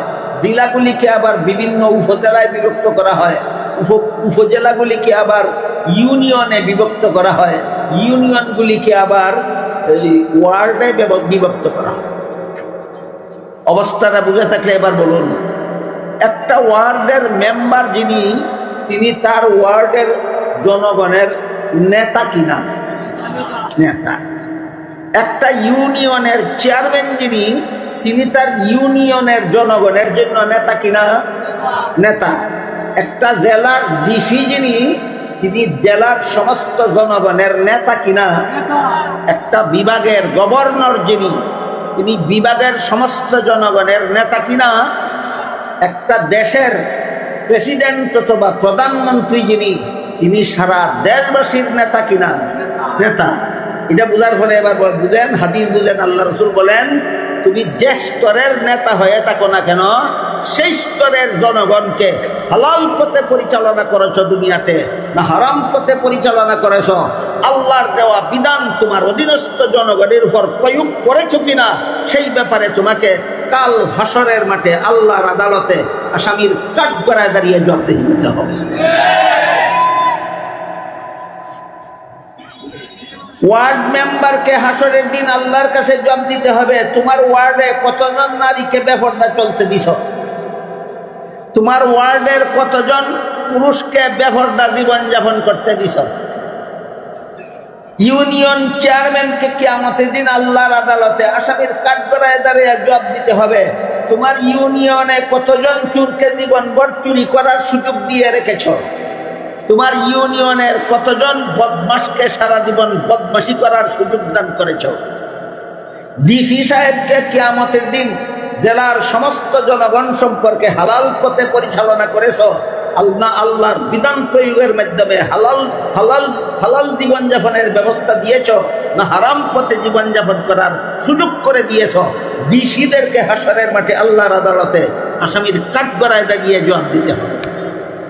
আর যারা দেশের প্রেসিডেন্ট অথবা প্রধানমন্ত্রী, তিনি কতগুলি জেলার নেতা, কতগুলি ইউনিয়নের নেতা, ওয়ার্ডের নেতা না সারা দেশের নেতা? আল্লাহ রসুল বলেন সারা দেশের নেতারা আল্লাহর বিধান প্রয়োগে শান্তিপূর্ণ দেশ শাসন করেছ না আল্লাহর বিধানকে ডিনাই করে দেশে চুরি চামারি জিনা বদমাশি খুন খারাপি সন্ত্রাসী কর্মকাণ্ড চালিয়ে রেখেছ। এই ব্যাপারে কাল হাসরের মাঠে আল্লাহর আদালতে আসামির কাঠগড়ায় দাঁড়িয়ে প্রত্যেকটা দেশের শাসনকর্তাকে জবাব দিতে হবে। এই জন্য পবিত্র কোরআনের অন্য আয়াতে আল্লাহ বলেছেন, কিয়ামতের দিন যখন সারা দুনিয়ার সমস্ত মানুষ জীবিত হয়ে হাসরের মাঠে দাঁড়াবে, এই কথাটাও জানে না এমন কোন মুসলমান আছে নাকি? আমার তো মনে হয় নাই। কিয়ামতের দিন সারা দুনিয়ার সমস্ত মানুষ জীবিত হয়ে যখন হাসরের মাঠে দাঁড়াবে, নীরব নিস্তব্ধ হয়ে থাকবে হাসরের মাঠ, কারো কথা বলা দূরের কথা, টু শব্দটা উচ্চারণ করার সাহস থাকবে না। সেই নীরবতায় ভঙ্গ দিয়ে আল্লাহ পাক রব্বুল আলামিন সর্বপ্রথম প্রশ্ন করবেন, লিমানিল মুলকুল ইয়াউম, আজকের শাসন ক্ষমতা কার? আয়াতের ব্যাখ্যায় তাফসীরের কিতাবে লিখেছেন, হাসরের মাঠে আল্লাহ সর্বপ্রথম শাসন ক্ষমতার প্রশ্ন করবেন কেন? বুঝতে পারতেছেন কথা? তাইলে হাসরের মাঠের নীরবতা ভঙ্গ দিয়ে আল্লাহ সর্বপ্রথম যেই প্রশ্ন করবেন, এটা কি ঈমান আমল ইবাদত বন্দেগীর প্রশ্ন না শাসন ক্ষমতার প্রশ্ন? হ্যাঁ, লিমানিল মুলকুল ইয়াউম, আজকের শাসন ক্ষমতা কার? প্রশ্নের জবাব কি হবে এটা একটু পরে আমরা শুনি। আয়াতের ব্যাখ্যায় তাফসীরের কিতাবে লেখা আছে, হাসরের মাঠে আল্লাহ পাক রব্বুল আলামিন সর্বপ্রথম প্রশ্ন শাসন ক্ষমতা সম্পর্কে করবেন কেন? তার কারণ হলো, দুনিয়াতে কিছু শাসনকর্তা সামান্য এক টুকরা জমিনের শাসনকর্তা হইয়া আল্লাহর বিধান লঙ্ঘন করে মন গড়া বিধান মতো দেশ শাসন করে দেশের চুরি চামারি খুন খারাপি সন্ত্রাসী বদমাশি সব চালু রেখেছিল। এদের শাস্তি কত ভয়ঙ্কর হবে এই দিকে ইঙ্গিত করার জন্য আল্লাহ সর্বপ্রথম হাসরের মাঠে শাসন ক্ষমতা সম্পর্কে প্রশ্ন করবেন। বুঝে থাকলে এবার বলুন তো, হাসরের মাঠে আল্লাহ সর্বপ্রথম প্রশ্ন করবেন কোন ব্যাপারে? শাসন ক্ষমতার ব্যাপারে। লিমানিল মুলকুল ইয়াউম, আজকের শাসন ক্ষমতা কার? কেউ জবাব দিবে দূরের কথা, টু শব্দ বলার সাহস পাবে না। তখন আল্লাহর প্রশ্নের জবাবে আল্লাহ নিজেই বলবেন, লিল্লাহিল ওয়াহিদিল কাহ্হার, মহারাগে রাগান্বিত আল্লাহর জন্য একমাত্র আজকের শাসন ক্ষমতা। এর আগে আর একটা কথা ক্লিয়ার করি, দুনিয়ার জীবনে কিছু মানুষ কোন কোন দেশের শাসন ক্ষমতা পেয়েছিল, পেয়ে আল্লাহর বিধান বাস্তবায়ন না করে আল্লাহর বিধানে শান্তি নাই বলে মন গড়া বিধানে দুঃশাসন করেছিল, এদের শাস্তি কত ভয়ঙ্কর হবে এটা বোঝাবার জন্য হাসরের মাঠে আল্লাহ সর্বপ্রথম শাসন ক্ষমতার প্রশ্ন করবেন। এখানে আবার প্রশ্ন জাগে, তাহলে আল্লাহ যে পৃথিবীতে বিভিন্ন দেশের শাসন ক্ষমতা কোনো কোনো মানুষকে প্রদান করেন, সেই দেশের মালিক কি যাকে শাসন ক্ষমতা বানান সে হয়?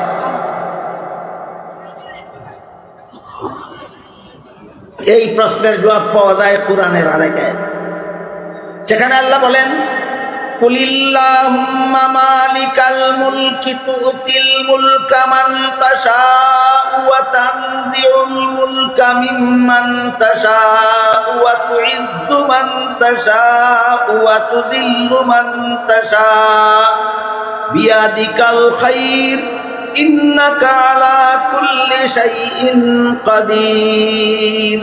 আল্লাহ বলেন, হে রাসূল করিম সাল্লাল্লাহু আলাইহি ওয়াসাল্লাম, আপনি বলে দিন পৃথিবীর সমস্ত দেশের মালিক একমাত্র আল্লাহ। তাহলে আল্লাহ যে ফেরাউনকে মিশরের শাসন ক্ষমতা দান করেছিলেন, মালিকানা দান করেছিলেন না শাসন ব্যবস্থা প্রয়োগের দায়িত্ব? নমরুদকে যে আল্লাহ ইরাকের শাসন ক্ষমতা দান করেছিলেন, মালিকানা দান করেছিলেন না দেশ শাসনের দায়িত্ব? কাজে এখান থেকে আমরা মনে রাখি, পৃথিবীর কোনো দেশের মালিকানা আল্লাহ কোনো মানুষকে কখনো দেন না। যত দেশ পৃথিবীতে জন্ম হবে, স্বাধীন হবে, যত দেশ বা পৃথিবীর মানচিত্রে দেখা দিবে, আল্লাহ বলেন সকল দেশের মালিকানা আল্লাহ। দেশের মালিকানা কোনো প্রেসিডেন্টের নয়, দেশের মালিকানা কোনো রাজা বাদশার নয়, দেশের মালিকানা কোনো মন্ত্রী প্রধানমন্ত্রীর নয়। আল্লাহ পরিষ্কার ভাষায় বলেছেন কুলিল্লাহুম্মা মালিকাল মুলক, পৃথিবীর সমস্ত দেশের মালিকানা একমাত্র আল্লাহ। যেমন ভাবে সারা দুনিয়ার সমস্ত সম্পদের মালিকানা আল্লাহ। আপনারা কি জানেন দুনিয়ার সমস্ত সম্পদের মালিকানা কার? একমাত্র আল্লাহ। এই কথাটা আল্লাহ কোরআনের অন্য আয়াতে বলেছেন।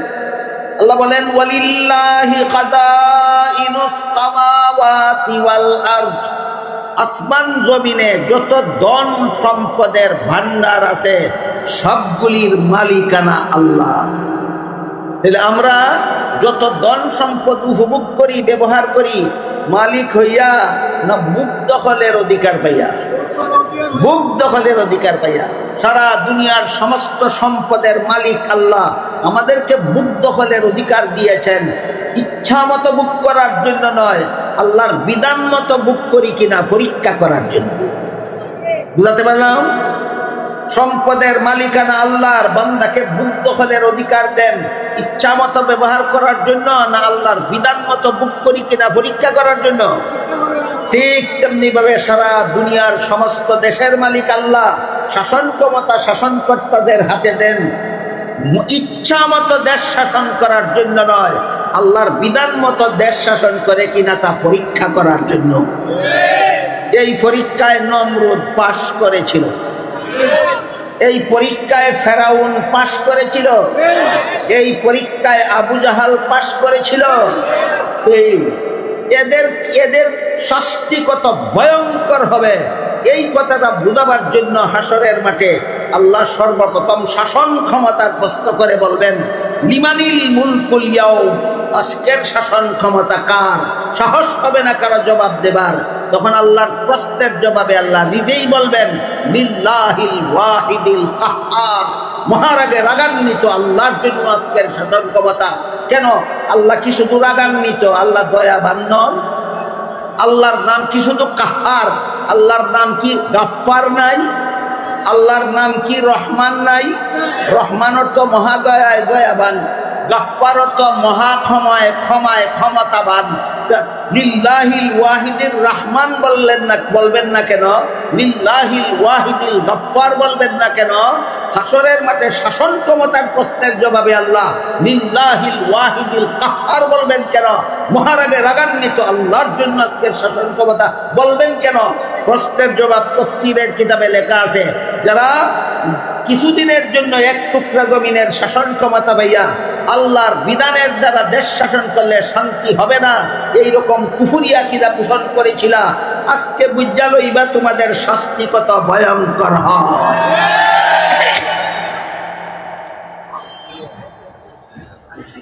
এবার বলুন, সূরা মায়েদার 33 নম্বর আয়াতে আল্লাহ সরকারকে জাতীয় সন্ত্রাস দমনের ব্যবস্থা প্রদান করেছেন কিনা? করেছেন। কোথায়? আদালতে। কোথায়? আদালতে।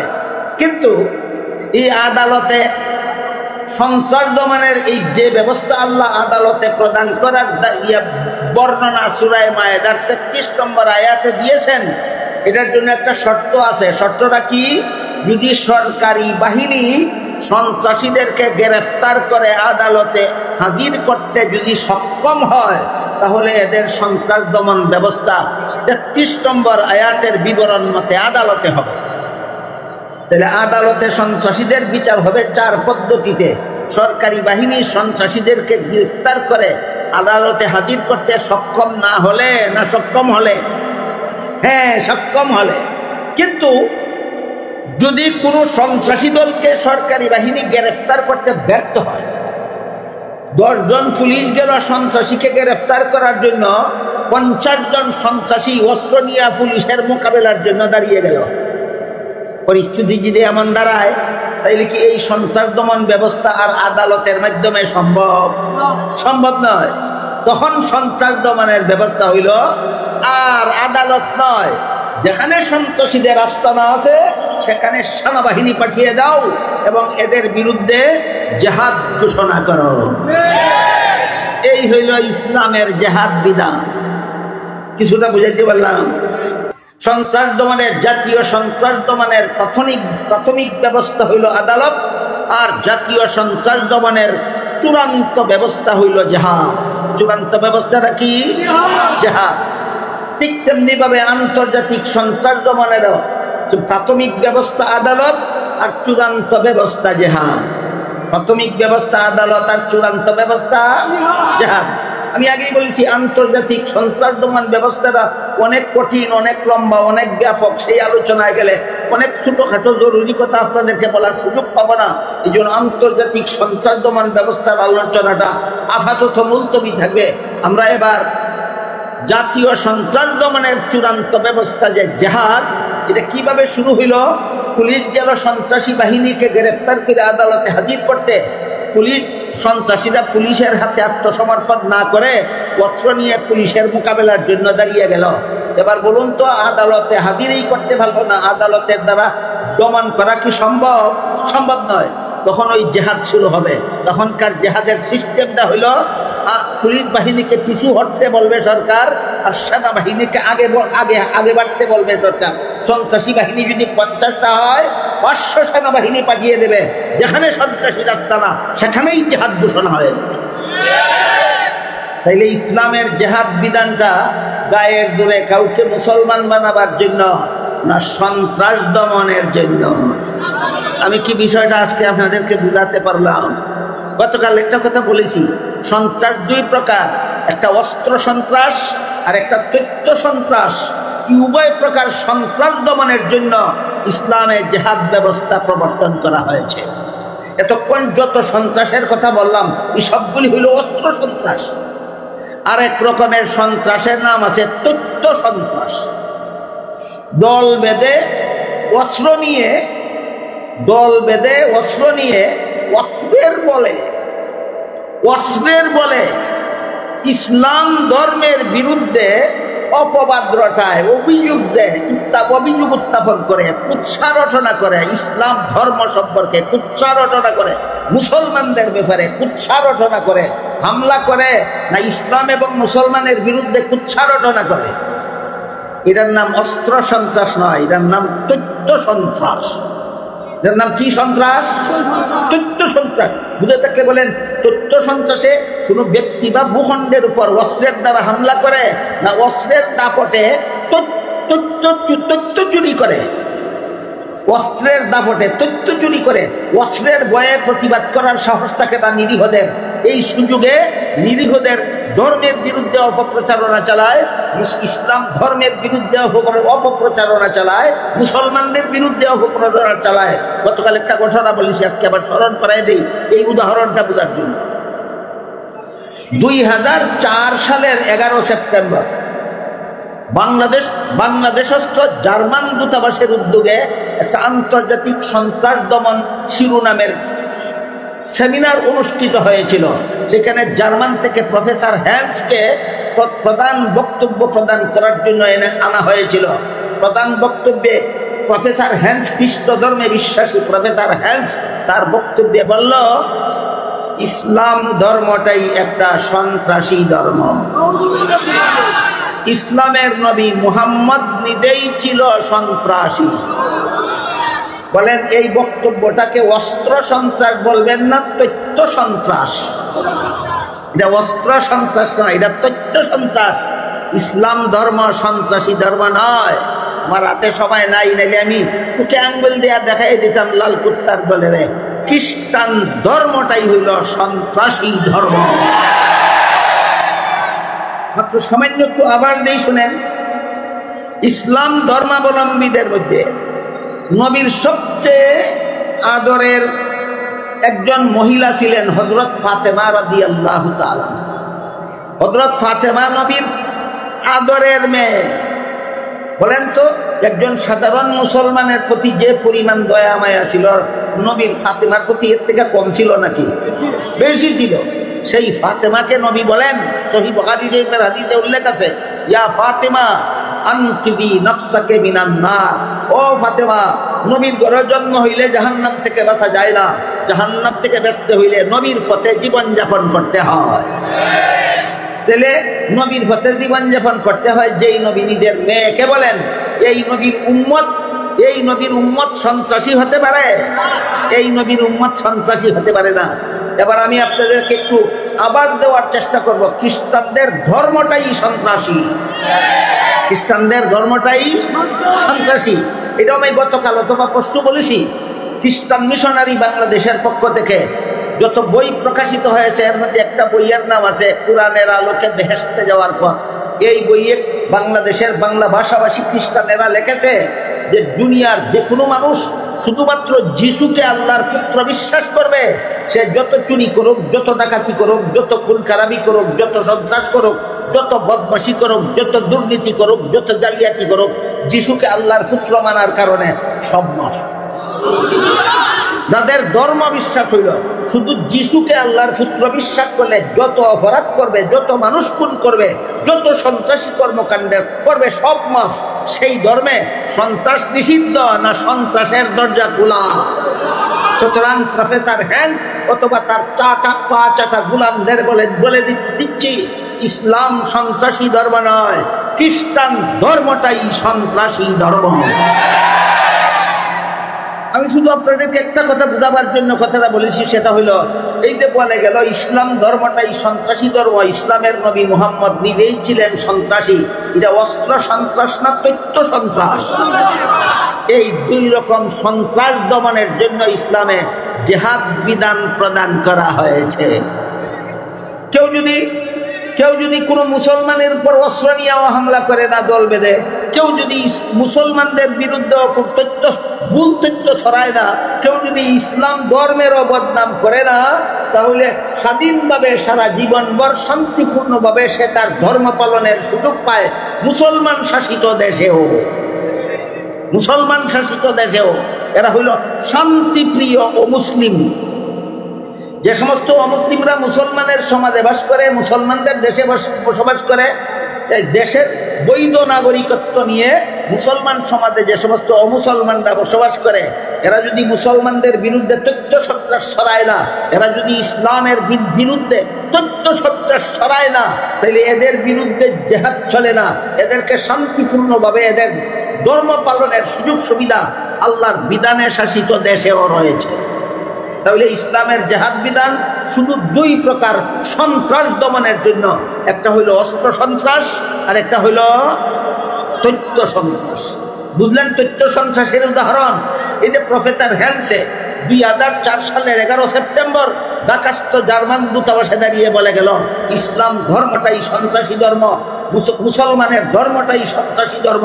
কাজেই কোনো মুসলমানকে হামলা করে ধ্বংস করার জন্য নতুন কোনো অপরাধের দরকার নাই, তোমার ধর্মই সন্ত্রাসী ধর্ম, এইটাই তোমাকে সন্ত্রাসী হামলা চালাবার জন্য যথেষ্ট। এই বক্তৃতাটা অস্ত্র সন্ত্রাস গণ্য হবে না তথ্য সন্ত্রাস? এইটা হইল তথ্য সন্ত্রাসের উদাহরণ। ইসলামে দুই প্রকার সন্ত্রাস দমন ব্যবস্থা হিসাবে দেওয়া হয়েছে জেহাদের বিধান। বুঝে থাকলে এবার বলেন, ইসলামে জেহাদ বিধান দেওয়া হয়েছে গায়ের জোরে কাউকে মুসলমান বানাবার জন্য, না দুই প্রকার সন্ত্রাস দমনের জন্য? একটা হইল অস্ত্র সন্ত্রাস আর একটা হইল তথ্য সন্ত্রাস। এই জন্য মুফাসসিরিনে কেরাম ইসলামের জেহাদ বিধানের একটা চমৎকার উদাহরণ লিখেছেন কিতাবে। আমি সেই উদাহরণটা এবার বলি, আপনারা একটু বোঝার চেষ্টা করুন। উদাহরণটা হলো, মানুষের শরীরে অত্যন্ত কঠিন একটা দুরারোগ্য রোগ হয়, যেই রোগ পুরাতন হয়ে গেলে আর কোনো চিকিৎসার দ্বারা ও সারে না।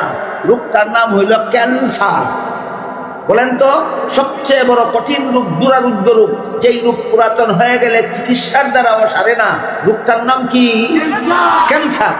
এই ক্যান্সার যদি কোনো মানুষের শরীরের কোনো অঙ্গে ধরা পড়ে, প্রাথমিক অবস্থায় ধরা পড়লে যে অঙ্গটা ক্যান্সারে আক্রান্ত, সেই অঙ্গটা অপারেশন করে কেটে ফেলে দিলে শরীরের বাকি অঙ্গ রক্ষা করা যায়। সুতরাং প্রাথমিক অবস্থায় ক্যান্সার রোগের চিকিৎসা মালিশ, মলম, ট্যাবলেট, ক্যাপসুল না অপারেশন? অপারেশন। যেমনভাবে ক্যান্সার রোগের চিকিৎসা মলমের দ্বারা হয় না, ক্যান্সার রোগের চিকিৎসা ট্যাবলেটের দ্বারা হয় না, ক্যান্সার রোগের চূড়ান্ত চিকিৎসা হলো অপারেশন। ঠিক তেমনিভাবে আল্লাহর দৃষ্টিতে সারা দুনিয়ার মানুষের সমাজটাই একটা শরীরের মতো। মানব সমাজে যত সন্ত্রাসী দল আছে, সবগুলি সন্ত্রাসী দল এক একটা ক্যান্সারের মতো। ইসলামের জেহাদ বিধান ক্যান্সারের চিকিৎসা।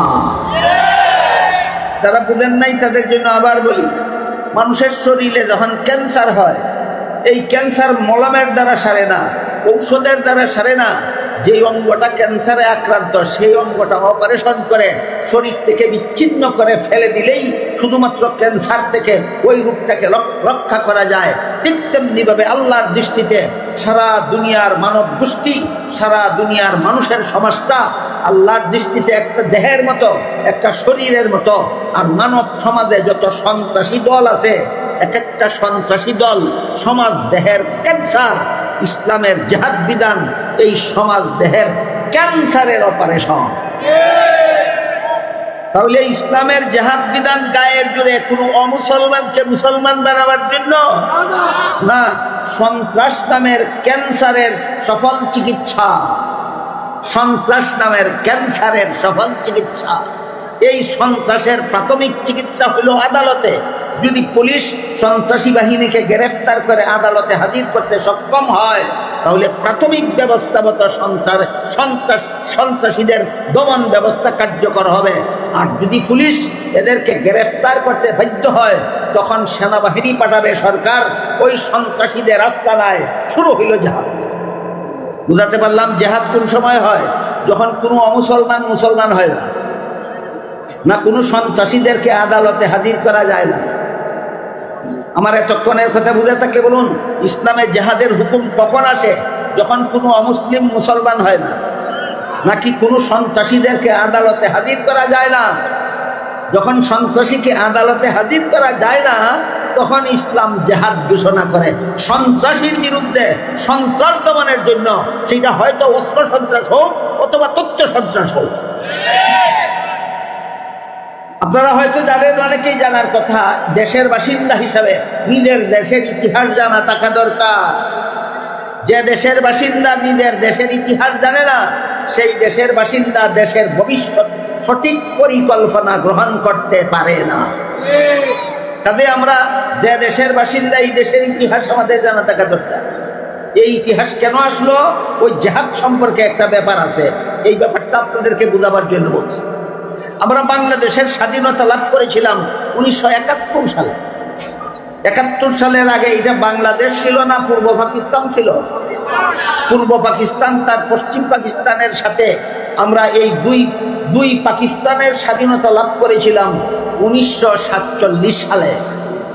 71 সালের আগে দেশটা ছিল পাকিস্তান, আর 1947 সালের আগে দেশটা বাংলাদেশও ছিল না, পাকিস্তানও ছিল না, ছিল ভারত উপমহাদেশ। বলেন 1947 সালের পূর্ব পর্যন্ত এই দেশগুলি বর্তমান বাংলাদেশ, ভারত, পাকিস্তান, বাংলাদেশ, ভারত, পাকিস্তান ছিল না, শুধুমাত্র ভারত উপমহাদেশ ছিল। এই ভারত উপমহাদেশ প্রায় 200 বছর ইংরেজরা শাসন করেছিল। বুঝে থাকতে বলুন, অখণ্ড ভারত উপমহাদেশ ইংরেজরা শাসন করেছিল কতদিন? 200 বছর। 200 বছর আগে সমস্ত ভারত উপমহাদেশ মুসলমানেরা শাসন করত। আমি কি ইতিহাসটা খুব শর্টকাটে আপনাদেরকে বোঝাতে পারতেছি?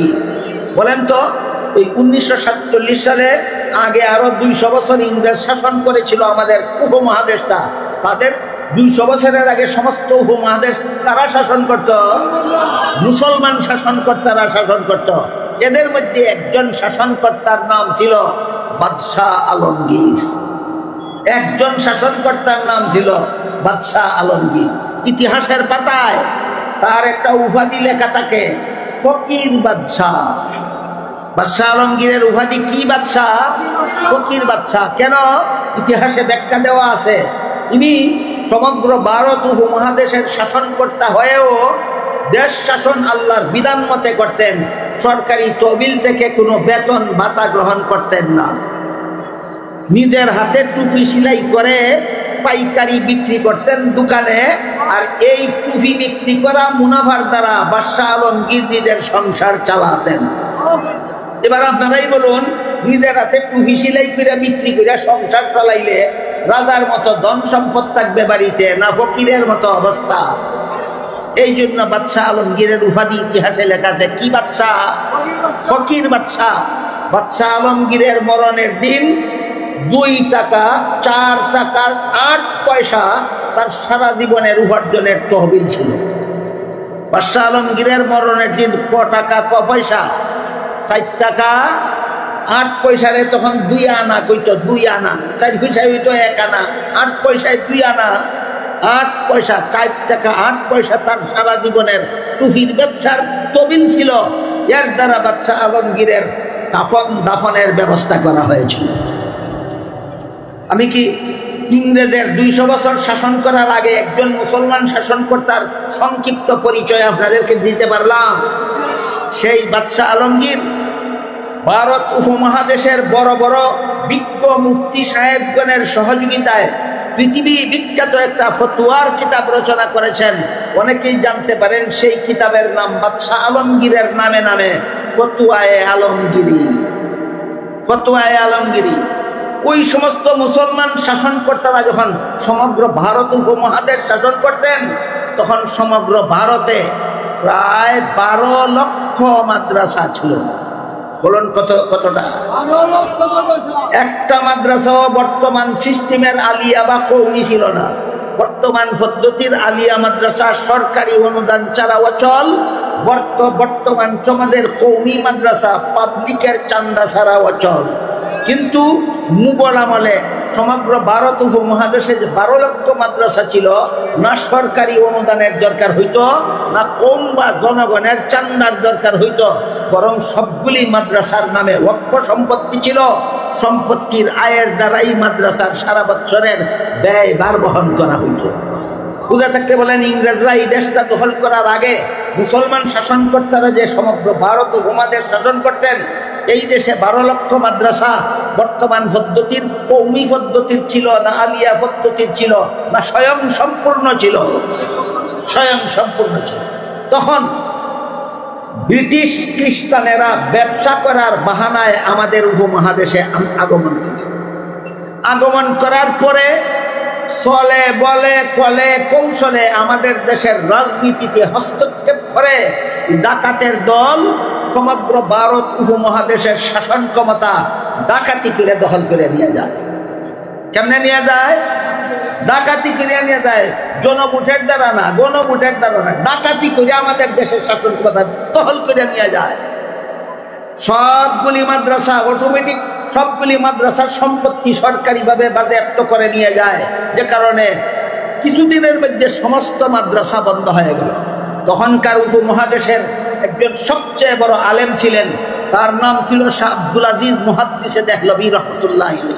শাহ আব্দুল আজিজ মুহাদ্দিসে দেহলভী রহমতুল্লাহ আলাইহি ইংরেজ সরকারের হাত থেকে দেশের স্বাধীনতা পুনরুদ্ধার করার জন্য একটা ঐতিহাসিক বিপ্লবী ফতোয়া জারি করেছিলেন। সেই ফতোয়ায় তিনি উল্লেখ করেছিলেন, এই ইংরেজ ডাকাতদের হাত থেকে দেশের স্বাধীনতা উদ্ধার করার জন্য প্রত্যেকটা মুসলমানের জন্য জেহাদে ঝাঁপিয়ে পড়া ফরজ। একজন মুসলমানের জন্য মুক্তিযুদ্ধে অংশগ্রহণ না করে বেঁচে থাকা হালাল নয়।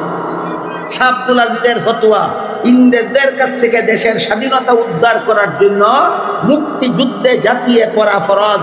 একজন মুসলমানের জন্য মুক্তিযুদ্ধে অংশগ্রহণ না করে বেঁচে থাকা হালাল নয় বলার কারণে ইতিহাসের পাতায় তার ফতোয়াটাকে বিপ্লবী ফতোয়া নামে আখ্যায়িত করা হয়েছে।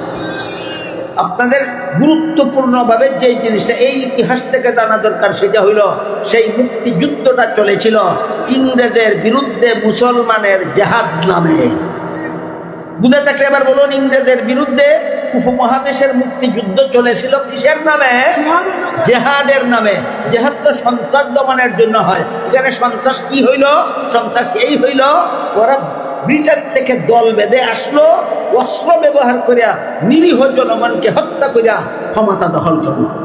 বলুন তাহলে এই উপমহাদেশের ক্ষমতা ইংরেজরা কোন রাজনৈতিক পদ্ধতিতে গ্রহণ করেছে না সন্ত্রাসী হামলার মাধ্যমে? তাইলে সন্ত্রাস দমনের ব্যবস্থা হিসাবে ইসলাম কি বিধান দিয়েছিল? জেহাদ। সন্ত্রাস দমনের বিধান ইসলামে কি দেওয়া আছে? জেহাদ।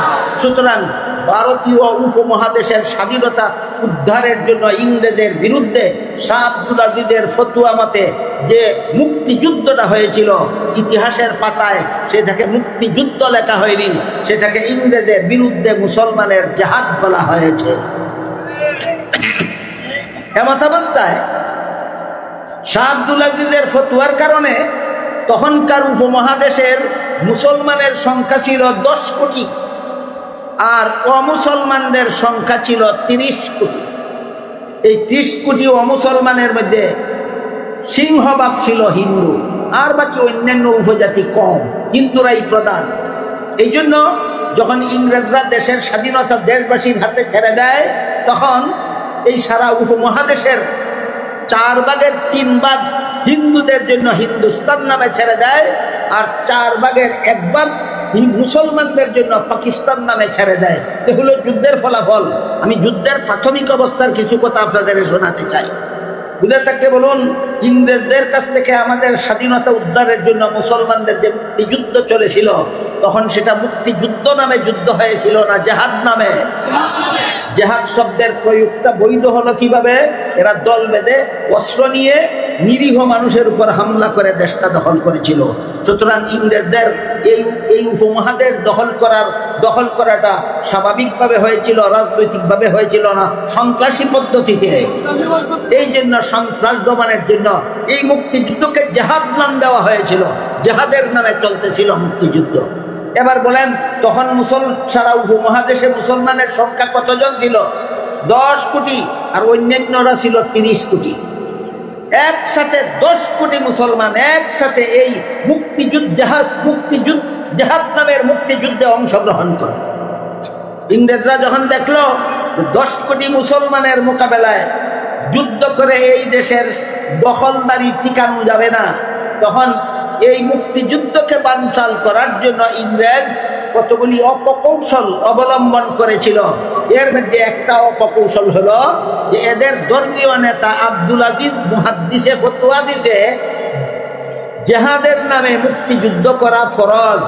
এই জেহাদ, ইসলাম ধর্মে জেহাদ সম্পর্কে নবী বলে গেছেন, আল জেহাদু মাদিন ইলা ইয়াউমিল কিয়ামা। ইসলামের জেহাদ বিধান কিয়ামত পর্যন্ত বলবৎ থাকবে। কাজেই মুসলমানের নবী যেহেতু কিয়ামত পর্যন্ত জেহাদের বিধান বলবৎ থাকবে বলে গেছে, কাজেই এক নবীর ধর্মের প্রচলিত বিধান আরেক নবী ছাড়া রহিত করার কোনো ব্যবস্থা কোনো ধর্মের বিধানে নাই। কাজেই ইসলামের আমাদের বিরুদ্ধে মুক্তিযুদ্ধ বন্ধ করতে হইলে ইসলামের জেহাদ বন্ধ করতে হবে, আর ইসলামের জেহাদ বন্ধ করতে হইলে আরেকজন নূতন মানুষকে নবী বানাতে হবে।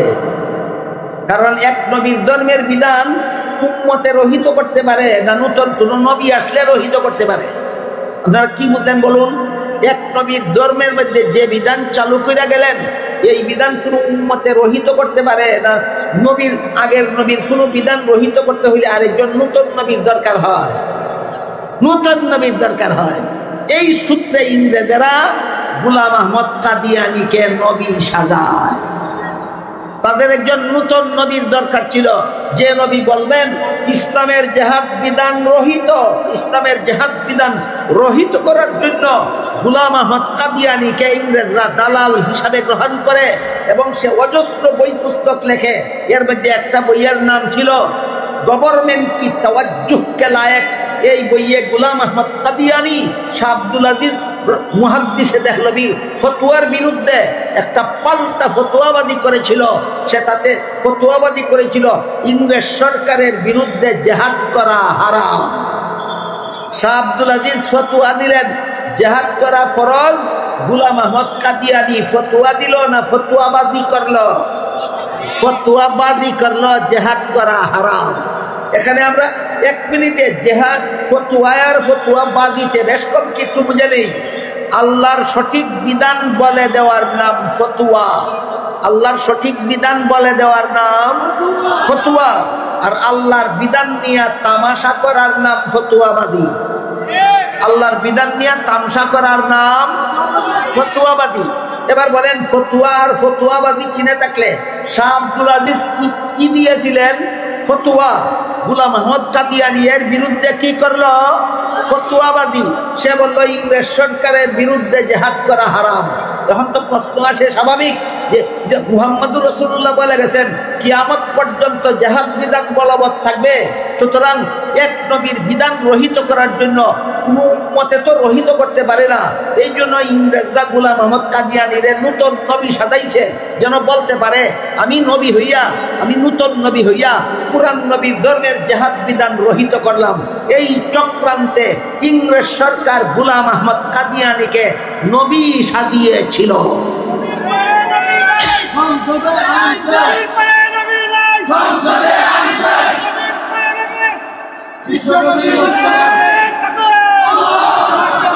আমি কি আজকে আপনাদের বোঝাতে পারলাম গোলাম আহমদ কাদিয়ানীকে নবী সাজাবার ইতিহাস?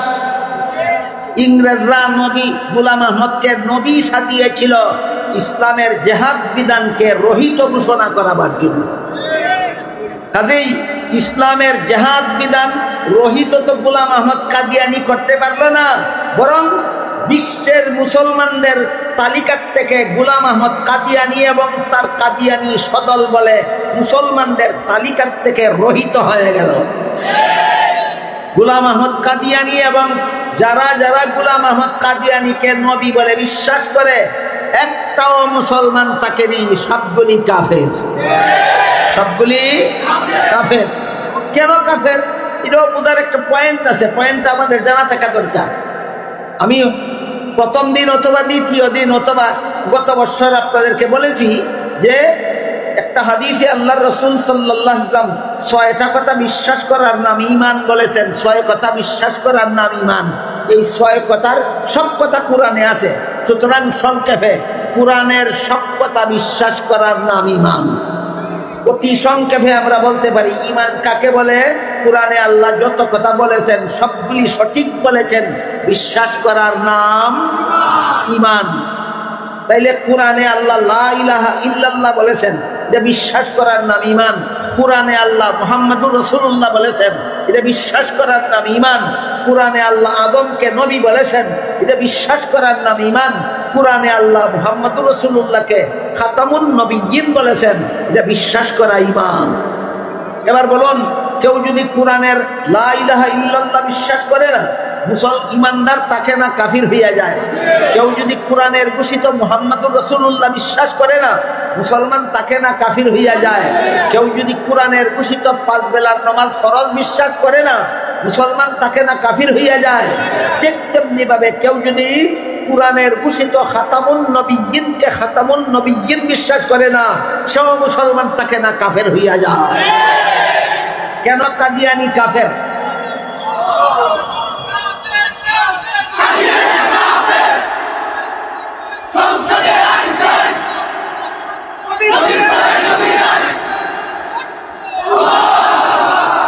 আমি আপনাদের স্লোগানদের সাথে একমত।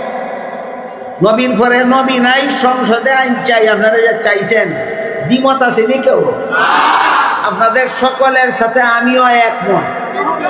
কিন্তু দুঃখজনক ব্যাপার হইল, বাংলাদেশের গদিতে যারা যায়, যাওয়ার আগেও বলে না কাদিয়ানিকে অমুসলিম ঘোষণা দিব, যাওয়ার পরেও কাদিয়ানিকে অমুসলিম ঘোষণা করো দাবি মানে না।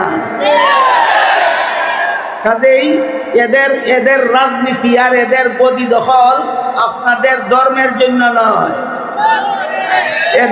এদের রাজনীতি আর এদের গদি দখল হইল সরিষার তেল বের করার জন্য। সরিষার তেল এমনি বের হয় না, মেশিনের চিপায় ফেলাইয়া বের করতে হয়। এই হইল এদের রাজনীতির কারণ, এই হইল এদের গদি দখলের কারণ। যারা গদিতে যাওয়ার আগেও ওয়াদায় আবদ্ধ হয় না যে আমরা গদিতে গেলে কাদিয়ানিকে অমুসলিম ঘোষণা দিব, যারা গদিতে গেলে পরেও মুসলমানদের 17 কোটি মুসলমানের এই দাবি মানে না, এরা যদি নির্বাচনের সময় ধর্মের কথা বলে, এরা যদি লা ইলাহা ইল্লাল্লাহ বলে, এরা যদি মুহাম্মাদুর রাসূলুল্লাহ বলে, এরা যদি ইবাদত বন্দেগীর কথা বলে, এরা যদি তাসবিহর কথা বলে, বুঝবেন এইগুলি ধর্মের খাতিরে ধর্মের কথা বলে না, গদি দখলের জন্য ধর্মের কথা বলে। মজার একটা ঘটনা আছে পাকিস্তানের, আপনাদের এসে নাই। পাকিস্তানে বেশ কয়েক বছর আগে পাকিস্তান থেকে একজন বুজুর্গ আসতেন বাংলাদেশে আন্তর্জাতিক সম্মেলনে, আমিও থাকতাম সেখানে। তিনি ছিলেন হযরত মাওলানা আব্দুল মজিদ নদীম রহমাতুল্লাহি আলাইহি। বর্তমানে তিনি দুনিয়া বেঁচে নাই। তিনি এক সময় বাংলাদেশের এক আন্তর্জাতিক সম্মেলনে একটা বক্তব্য দিয়েছিলেন। তখন পাকিস্তানের প্রধানমন্ত্রী ছিল বেনজির ভুট্টো। তখন বাংলাদেশের প্রধানমন্ত্রী, পাকিস্তানের প্রধানমন্ত্রী কে ছিল? বেনজির ভুট্টো। আমার বাকি কথা আপনারা আজকে শুনলে আজকে বলবো, আজকে না শুনলে কালকে বলবো। কিন্তু আমি একটা কথা জানতে চাই, মামুনুল হক সাহেব আমাদের সম্মানিত মেহমান, আজকের প্রধান মেহমান, উনাকে কি রাস্তায় উকি দিলে দেখবেন না, না স্টেজে আসলে পরিষ্কার ভাবে দেখতে পারবেন? তাইলে স্টেজে তো পরিষ্কার ভাবে আপনারাও দেখবেন, আমরাও দেখবো। স্টেজে পৌঁছার আগে রাস্তায় উকি মারলে উনাকেও দেখবেন না, আমার কথাও শুনবেন না, লাভটা কি হবে? তাদের উনাকে দেখবেন এখানে, আর এখানে আসার আগে উনার দিকে উকি না মেরে আমার কথা শোনার চেষ্টা করুন। আমি আগেই বলেছি, আজকে বলার সুযোগ থাকলে আজকে বলবো, আজকে বলার সুযোগ না থাকলে আগামীকাল বলবো। এই আব্দুল মজিদ নদীম সাহেব যখন বাংলাদেশে এসেছিলেন, তখন পাকিস্তানের প্রধানমন্ত্রী ছিল বেনজির ভুট্টো। এই বেনজির ভুট্টোকে একবার দেখা গেল নির্বাচনের আগে মাথায় ফটকি বেঁধে হাতে তসবি নিয়ে দানা টানে। মাথায় কি বেঁধে? মাথায় ফটকি বেঁধে হাতে তসবি নিয়ে দানা গনে, বোঝা যায় তসবি পড়ে। একজন আলেম বেনজির ভুট্টোকে তসবি পড়তে দেখে জিজ্ঞাসা করলেন, আজকে এখন নির্বাচন সামনে নিয়ে আপনি কিসের তসবি পড়েন? বেনজির ভুট্টো কয়, আয়াতুল কুরসির তসবি পড়ি। আলেম জিজ্ঞাসা করলেন, আয়াতুল কুরসি তো অনেক লম্বা, আপনি এত তাড়াতাড়ি পড়েন কেমনে? কয়, শর্টকাট করে নিয়েছি।